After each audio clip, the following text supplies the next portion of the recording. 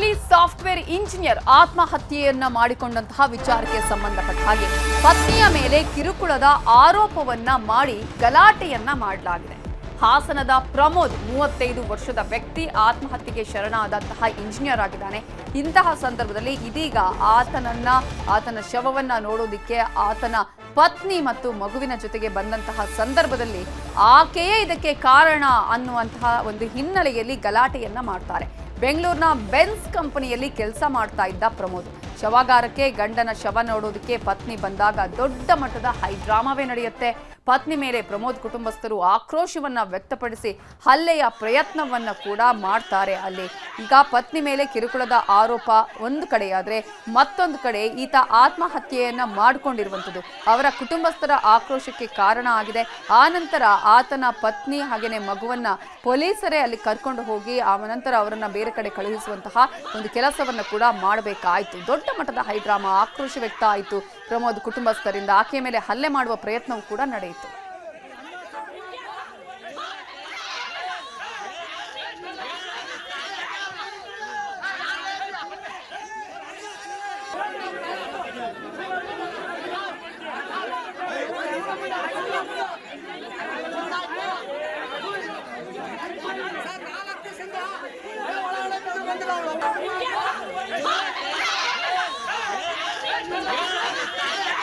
ಇದೇ ವಿಚಾರಕ್ಕೆ ಸಂಬಂಧಪಟ್ಟ ಹಾಗೆ ಇನ್ನಷ್ಟು ಡೀಟೇಲ್ಸ್ ಅನ್ನ ಕೊಡೋದಕ್ಕೆ ನಮ್ಮ ರಿಪೋರ್ಟರ್ ಕೃಷ್ಣಮೂರ್ತಿ ಫೋನ್ ಸಂಪರ್ಕದಲ್ಲಿ ಜಾಯ್ನ್ ಆಗಿದ್ದಾರೆ. ಕೃಷ್ಣಮೂರ್ತಿ, ಇತ್ತೀಚೆಗಷ್ಟೇ ನಡೆದಂತಹ ಸುಭಾಷ್ ಅಥುಲು ಪ್ರಕರಣವನ್ನು ಕೂಡ ಈ ಒಂದು ಪ್ರಕರಣ ಹೋಲುತ್ತೆ ಅನ್ಸುತ್ತೆ. ಈ ಪ್ರಕರಣದಲ್ಲಿ ಏನು ಆಗಿದೆ, ಯಾವ ಕಾರಣಕ್ಕಾಗಿ ಆತ ಆತ್ಮಹತ್ಯೆಯನ್ನ ಮಾಡ್ಕೊಂಡಿದ್ದಾನೆ ಅನ್ನೋದ್ರ ಬಗ್ಗೆ ಪೊಲೀಸರ ತನಿಖೆಯಲ್ಲಿ ಗೊತ್ತಾಗ್ತದೆ. ಇವರಿಬ್ಬರಿಗೂ ಗಂಡ ಹೆಂಡತಿಗೆ ಸರಿ ಇರ್ಲಿಲ್ವಾ, ವೈಷಮ್ಯ ಇತ್ತ, ಇದರ ಬಗ್ಗೆ ಆತನ ಕುಟುಂಬಸ್ಥರು ಏನ್ ಹೇಳ್ತಾರೆ?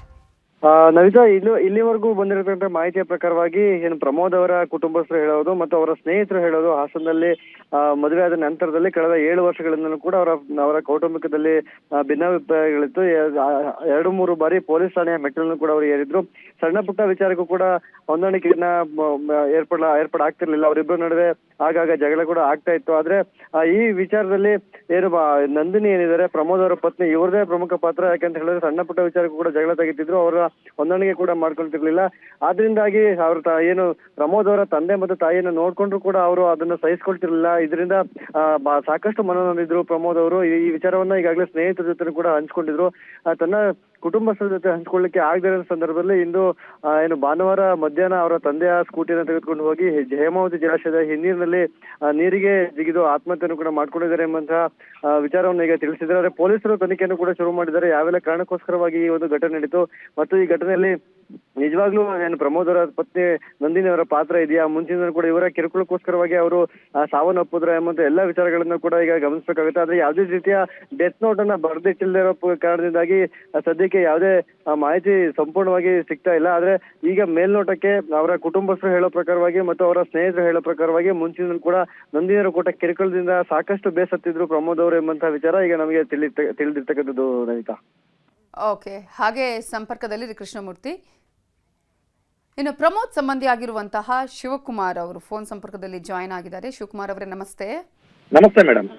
ಏನು ಆಯ್ತು ಆಕ್ಚುಲಿ ಗಂಡ ಹೆಂಡತಿ ಮಧ್ಯೆ ಗಲಾಟೆಯಾಗಿ ಅವರು ಈ ರೀತಿಯಂತಹ ನಿರ್ಧಾರವನ್ನ ಪ್ರಮೋದ್ ತೆಗೆದುಕೊಂಡಿರೋದಾ, ಹೇಗೆ? ಮೇಡಮ್, ಇವರು ಕಳೆದ 7 ವರ್ಷದ ಹಿಂದೆ ಮದುವೆ ಆಗಿತ್ತು. ಇವರು ಸಾಫ್ಟ್ವೇರ್ ಇಂಜಿನಿಯರ್ ಹುಡುಗನುವೆ. ಅವನು ಇದ್ದದ್ದು ಒಬ್ಬನೇ ಮಗ. ಆಕೆನೂ ಸಹ ಲೆಕ್ಚರರ್, ಪ್ರೊಫೆಸರ್ ಏನಾಗಿದ್ದಾರೆ. ಇವರ ಸಂಬಂಧ ನನಗೆ ಬೆಳಿಗ್ಗೆ ಅವ್ರ ತಂದೆ ಎಲ್ಲ ಮಾತಾಡೋದು ನೋಡಿದ್ರೆ, ಅವ್ರ ಕುಟುಂಬಸ್ಥರು ಹತ್ರದ ನೋಡಿದ್ರೆ ಇವ್ರಿಗೆ 7 ವರ್ಷದಿಂದಲೂ ಏನಂತ ಸಂಬಂಧ ಕಾಂಟ್ಯಾಕ್ಟ್ ಇದಿರ್ಲಿಲ್ವಂತೆ. ಹಾಗಾಗಿ ಆ ಹುಡುಗ ತುಂಬಾ ಮನ ನೊಂದ್ಕೊಂಡಿದ್ದಾನೆ. ಯಾರಿಗೂ ಹೇಳಿಲ್ಲ. ಮನೆ ಇದು ಗಂಡ ಹೆಂಡತಿ ಜಗಳದಲ್ಲಿ ಅವನು ಮನಸ್ಸಿಗೆ ನೋವು ಮಾಡ್ಕೊಂಡು ಹೋಗಿ ಶೆಟ್ಟಿಹಳ್ಳಿ ಹತ್ರ ನಮ್ಮ ಕಟ್ಟಾಯ ಹೋಬಳಿ ಬರುತ್ತೆ, ಹೇಮಾವತಿ ಹಿನ್ನೀರಿಗೆ ಹೋಗಿ ಬಿದ್ದಿದ್ದಾನೆ. ಈಗ ಈಗ 7 ವರ್ಷಗಳಿಂದಲೂ ಕೂಡ ಇಂತಹ ಒಂದು ಸಮಸ್ಯೆ ಇತ್ತು. ಈಗ ಮನೆಯವರಿಗೂ ಕೂಡ ಹೇಳ್ಕೊಂಡಿಲ್ಲ. ಅವ್ರು ಇಬ್ಬರೇ ಇಲ್ಲಿ ವಾಸಿಸ್ತಾ ಇದ್ರ, ಹೇಗೆ? ಮನೆಯವರ ಹತ್ರ ಅಂದ್ರೆ ಒಟ್ಟಿಗೆ ಏನೋ ಇರ್ಲಿಲ್ವಾ, ಹೇಗೆ? ಅದು ಬೆಂಗಳೂರಲ್ಲೇ ಇವ್ರು ವಾಸ ಇದ್ರಲ್ಲ. ಒಂದ್ ಮಗು ಇತ್ತು 3 ವರ್ಷದ್ದು. ಹಿಂದೆ 1-2-3 ಸರಿ ಕಂಪ್ಲೇಂಟ್ ಆಗಿದೆ. ಪೊಲೀಸ್ ಸ್ಟೇಷನ್ಗೆಲ್ಲ ಹೋಗಿದ್ದಾರೆ.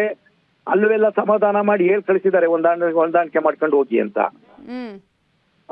ಇದು ಒಂದು 3-4 ಸರಿ ಪಂಚಾಯತಿದೆಲ್ಲ ಆಗಿದೆ. ಅಂದ್ರೆ ಈ ಹುಡುಗನ ತಂದೆ ಅವರು ಶಿಕ್ಷಕರಾಗಿದ್ದಂಥವ್ರು. ಇನ್ ಎಲ್ಲರಿಗೂ ಇದೊಂದು ಮರ್ಯಾದೆ ಪ್ರಶ್ನೆ ಅಂತ ಈಗ ನಮ್ಗಳಿಗೆ ಆಗಿರ್ಲಿ ಅಥವಾ ಬೇರೆಯವ್ರಿಗೆ ಆಗಿರ್ಲಿ ಯಾರಿಗೂ ವಿಚಾರನ ತಿಳಿಸಿರ್ಲಿಲ್ಲ ಅವರು.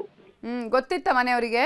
ಅವ್ರ ಮನೆಯವ್ರಿಗೆ ತಂದೆ ತಾಯಿಗಳಿಗೆ ವಿಚಾರ ಗೊತ್ತಿದೆ. ಆ ಹುಡುಗಿ ಏನು ಮನೆಗೆ ಬಂದಿರ್ಲಿಲ್ವಂತೆ ಇಲ್ಲಿಗೆ ಹಾಸನಕ್ಕೆ. ಓಕೆ. ಇದು ಫ್ಯಾಮಿಲಿದು.